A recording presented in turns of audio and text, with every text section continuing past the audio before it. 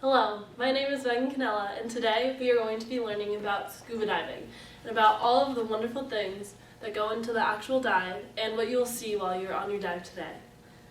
This past December, I actually went on a dive in the Grand Cayman Islands. Grand Cayman is located off of the coast of Cuba on the Caribbean Sea.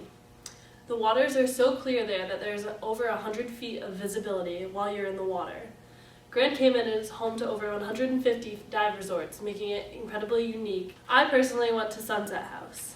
It's a dive-based resort that has a pool that you walk into and do an initial run-through with all of your equipment. There's a swim-in practice pool, which means that you go into the pool and then you swim into the ocean from there.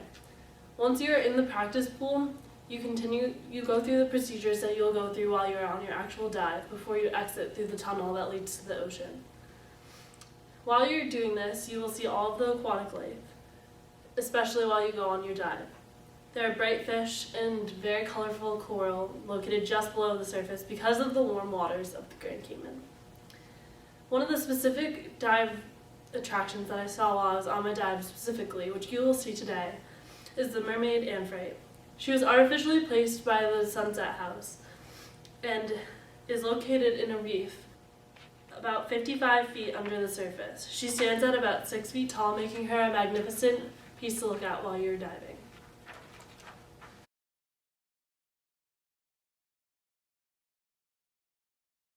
Now, we're going to talk about the equipment that you'll be using today on your dive. One of the most important pieces of equipment is your mask. Your mask is made up of tempered glass lenses, which will allow for clear visibility and can sustain high pressures while you're underwater.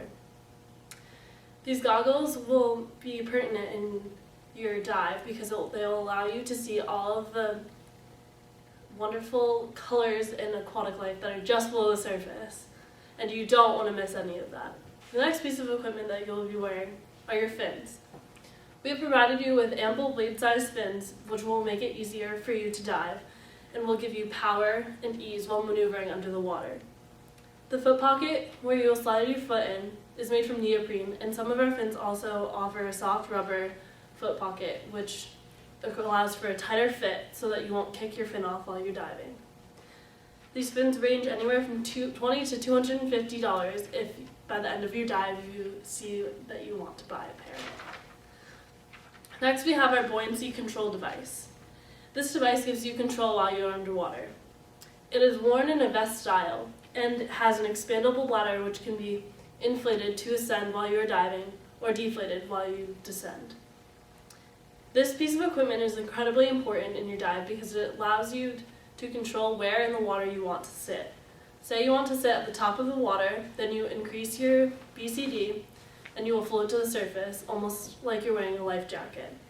And if you want to go down, then you hold your deflator and overpressure valve above your head and you deflate your vest. This will make you sink to the bottom. Also, there are pockets that you can add weights to. These weights will help you have control underwater so that the current won't move you back and forth. Next piece of equipment that you will have is your regulator. It has a mouthpiece that delivers oxygen to the diver while you are submerged. The oxygen is delivered to the diver at the rate of breathing through the demand valve. Many divers will often carry a second regulator along with them, just in case of an emergency in which the tube that delivers the oxygen from the tank is severed or cut, or there's any malfunction with this piece of equipment, because it is incredibly important while you're underwater that you are having air delivered to you at a constant rate. The next piece of equipment we have is the SPG, or the submersible pressure gauge. The gauge is hooked up to your oxygen tank and tells you how much oxygen you have left in your tank. It is incredibly important to be mindful of this gauge because it tells you if you have enough time left on your tank to remain underwater. It is important to keep that in mind that you should resubmerge if you have less than half a tank left of oxygen. The dial is going to be easy to read and for quick access and hangs right here on your hip while you're diving. The next piece of equipment that you'll have is your wetsuit. Wetsuits are typically made from closed-celled neoprene, which is a thick material. Wetsuits can be worn anywhere from 1 millimeter to 9 millimeters, which is dependent on where you're diving and the temperature of the water. Today we'll be wearing 3 millimeter thick wetsuits because we are going to be diving in warm waters. The style and thickness of your wetsuit typically determines how expensive they are, and we also have our wetsuits available for purchase at the end of year. The next piece of equipment that we have is your scuba tank. Scuba stands for self-contained underwater breathing apparatus. They are typically made from aluminum and are negatively buoyant. So when you're on land, they're going to be incredibly heavy, but once you get into the water, they will make you sink. This picture is a picture of a fully suited diver who is underwater.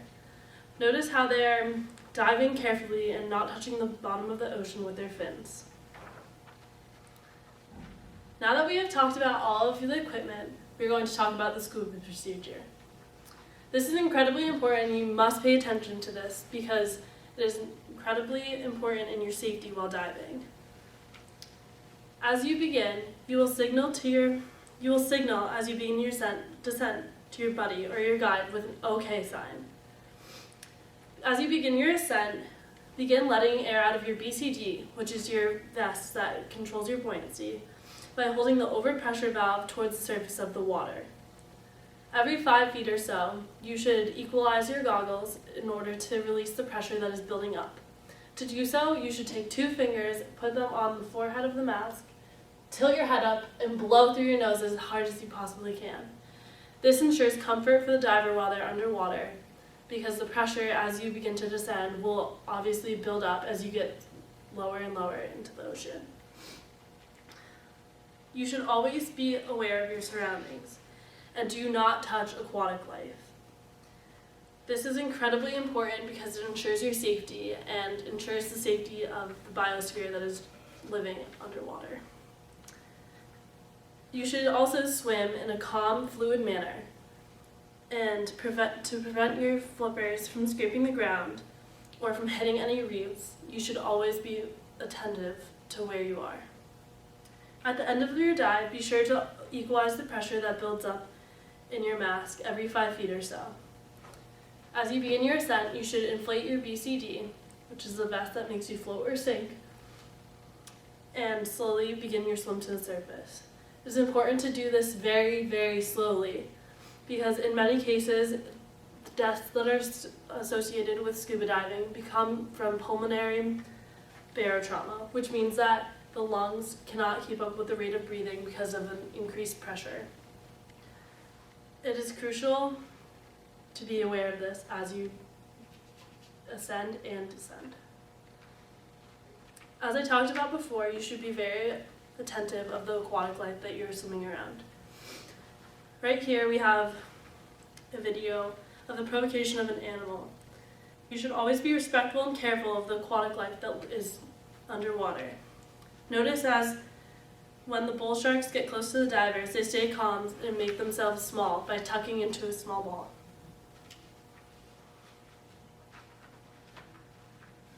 Now for the fun stuff. We're going to talk about the types of organisms that you'll see while you're on your dive. You'll be diving up to 130 feet below the surface, or 40 meters. You'll be seeing algae, phytoplankton, and plants here. You are going to be diving in the epipelagic zone, otherwise known as the sunny zone of the ocean. You'll be seeing these types of plants because they are photosynthesizers, and in order for them to live, they need the light that penetrates through the ocean. The next types of organisms that you'll see include ocean fish, jellyfish, sea turtles, seals, coral, and sharks. As another reminder, you should not provoke any of these animals or try to reach out and touch them at any time during your dive. And that is incredibly important to remember. Finally, I have a video to show you that is kind of fun to show you a little bit of a preview and to get you hyped to go on your dive. Okay, anyone have any questions? Let's go have some fun!